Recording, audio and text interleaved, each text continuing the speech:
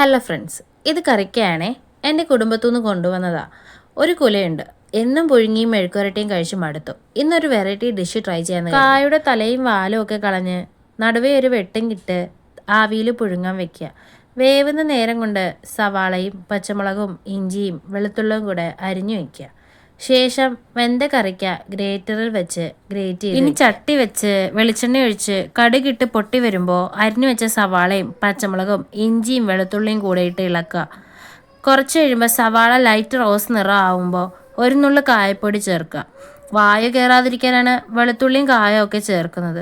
ശേഷം കായയിട്ട് ഇളക്കി വാരി കുറച്ച് മഞ്ഞപ്പൊടിയും ഒരു പൊടിക്ക് മുളക് പൊടിയും ഉപ്പും ചേർക്കുക. എരിവിനായിട്ട് ഞാനിവിടെ പച്ചമുളകാണ് ഉപയോഗിച്ചിരിക്കുന്നത്. ശേഷം എല്ലാം ഇളക്കി വാരി പൊത്തി ഒരു 60 സെക്കൻഡ് നേരത്തേക്ക് മൂടി വെക്കുക. മൂടി തുറന്ന് ഇളക്കി വാരിയാൽ കറിക്ക പൊടിമാസ് റെഡി. നിങ്ങൾക്ക് ആവശ്യമെങ്കിൽ തേങ്ങയും ചേർക്കാം കേട്ടോ. ഞാനിവിടെ തേങ്ങ ചേർക്കുന്നില്ല. പൊതുവേ പലർക്കും ഈ പച്ചക്കറിയോട് വലിയ താല്പര്യമൊന്നുമില്ല. ഇങ്ങനെ ചെയ്താൽ കഴിക്കാത്തവർ പോലും കഴിച്ചു പോവും. കറിക്ക ആണെന്നേ പറയില്ല. ടേസ്റ്റ് ചെയ്ത് നോക്കാം കേട്ടാ. നല്ല ടേസ്റ്റ് ഉണ്ടായിരുന്നു കേട്ടോ. എല്ലാവരും ട്രൈ ചെയ്ത് നോക്കണേ.